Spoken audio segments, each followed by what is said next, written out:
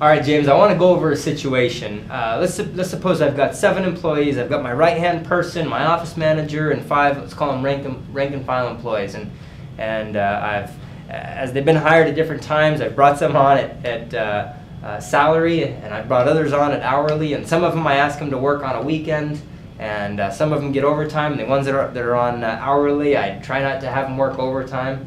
How many laws am I breaking? How many people am I discriminating against? How do I fix this, and when do I pay salary? When do I pay hourly? Kind of go through some of those issues. I want to get to the heart of discrimination and what I can and can't do and what lines I can't cross. In terms of salary versus hourly, the magic number is 40 in terms of hourly employees. Any amount that they work in excess of the 40 hours in a 7-day period, they're required to be compensated at time and a half overtime. Whereas a salaried employee doesn't carry the same hourly restriction and the same overtime requirement. They can work any number of hours during any period, and it's a fixed rate. And so as a business owner, you want to be thinking about, what do I use this individual for?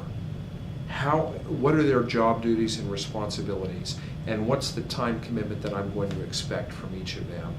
And then you're going to balance that between the type of individual that you can attract in those different stratas.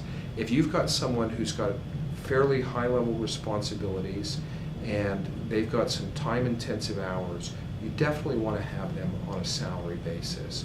Whereas if you have other people that are performing basic functions in your business, often you want to look at having them on an hourly basis and then managing the overtime aspect of it. And is there any discrimination that one person that's a receptionist is hourly and she's working 35 hours a week, and the other person over here does marketing or is my associate and is on a salary, but I'm asking them to work some Saturdays? Do I have to worry about any discrimination there?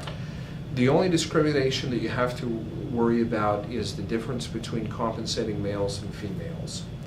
If you're compensating them at different rates for the same work, then you're exposing yourself to a lawsuit.